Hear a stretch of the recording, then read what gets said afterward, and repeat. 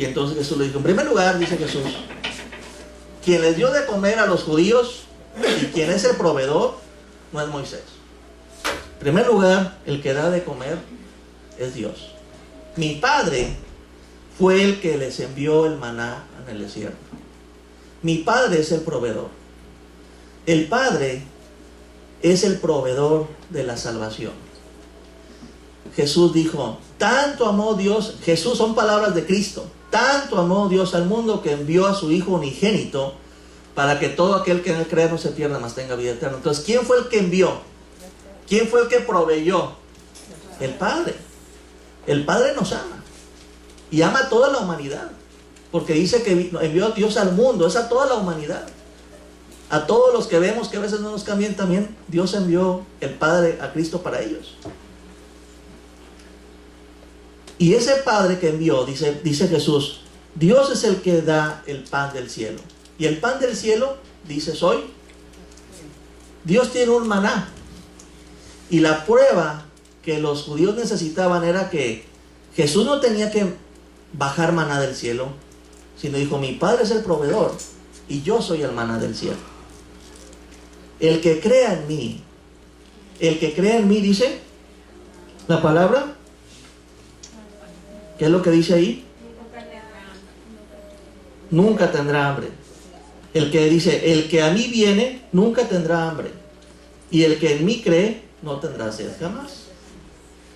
En ese entonces, ellos tenían experiencia de Jehová Dios, del Padre, mas no de Jesús, porque Jesús se encarnó en ese tiempo. Pero el pueblo judío sí conocía al Padre. Y por eso Jesús, en el verso 36, les dice, mas lo he dicho y aún me habéis visto y no creéis. Por eso en el 37 dice Jesús, todo el que el Padre me da, vendrá a mí, y el que a mí viene, no le echo fuera. ¿Quién es el que nos da con generosidad la salvación? Dios Padre. Y dice Jesús, yo soy el pan, yo soy el maná. El que en mí crea, el que venga a mí, no va a tener hambre, no va a tener sed. Y dice Jesús, pero el Padre, no me conoces, ¿no crees? Dile al Padre que quieres conocer al ungido. Porque el que envía, el que nos hace volver, el que nos hace volvernos a Dios, es Dios. Dios Padre es el que nos generó a nosotros y el que genera a la humanidad la fe. Dios Padre es el que genera el arrepentimiento. Dios Padre es el que hace venir a las personas a Jesús. Porque sigue siendo, Dios Padre envió a Jesús, que es la solución, y a los seres humanos, con el Espíritu Santo, el Padre nos impulsa a ir a Jesús. Cuando una persona no conoce a Jesús, simplemente le tiene que decir, Padre, si verdaderamente Jesús es tu Hijo de Dios, es el camino, yo quiero conocer ese camino. Y inmediatamente Dios empieza a generar con el Espíritu Santo cambios de hambre por conocer a Jesús, fe en Jesús. Y eso es lo que les decía Jesús a los judíos, díganle al Padre que los envíe a mí.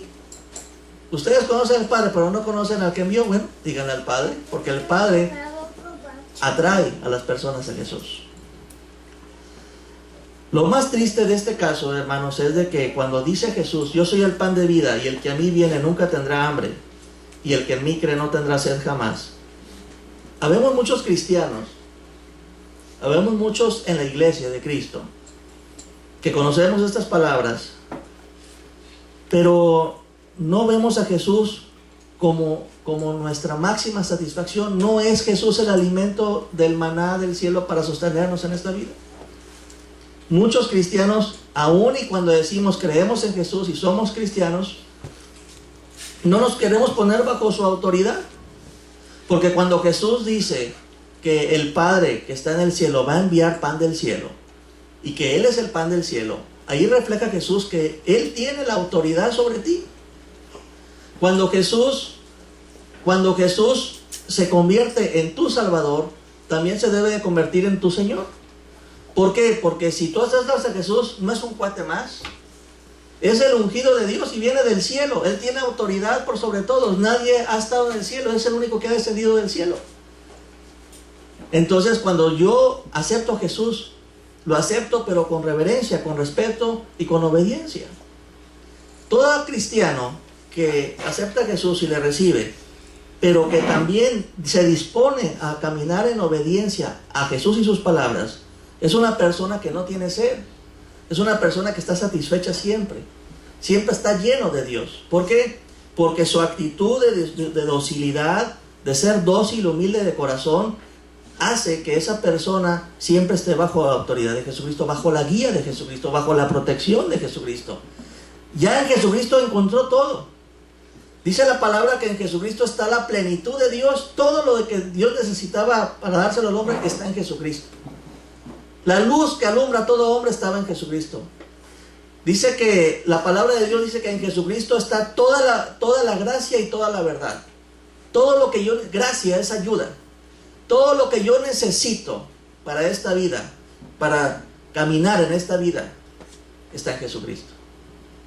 Todo lo que yo necesito de conocer, todo lo que yo necesito de tener revelación para no perderme está en Jesucristo, que es toda la verdad. Y les decía hace ratito que como iglesia de Cristo, no estoy hablando de iglesias de vida, sino como iglesia en Cristo, en el siglo XXI, hemos fallado. Nos tenemos que preguntar, ¿qué estamos haciendo?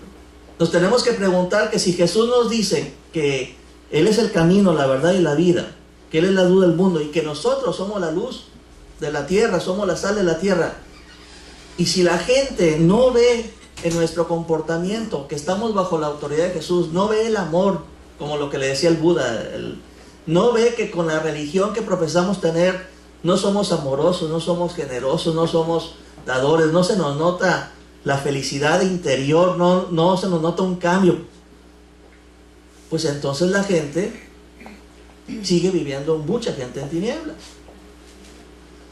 Yo por muchos años yo no me acerqué al cristianismo por los falsos testimonios que yo vi en los que decían ser cristianos. Por muchos años, yo creo que por más de 10 años, yo tenía el llamado de Dios, sentía una inquietud por conocer a Jesús.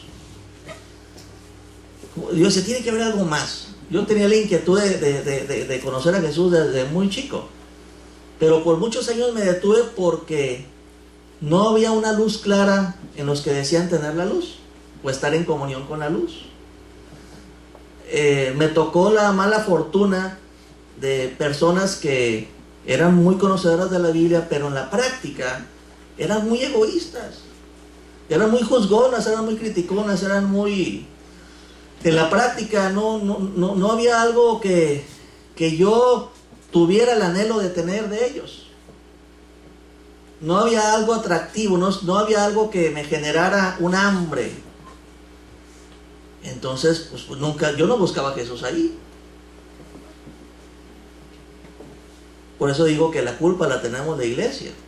Llegó un momento en que Dios me permitió conocer la verdad. Llegó un momento en que Dios me permitió que me fuera revelado. Yo creo que el Padre vio tanta necesidad en mí que se me reveló que Jesucristo vive, es real. Todo lo de la Biblia es real. Que Jesucristo sí murió hace 2000 años, pero resucitó y está en el cielo y puede tener comunión contigo y conmigo. Y que cuando abres la Biblia, la palabra de Dios es Jesús. Que cuando abres la palabra de Dios, Dios te habla directamente, no te puedes esconder. Y que tú le contestas y empiezas a tener una relación dinámica, real, verdadera.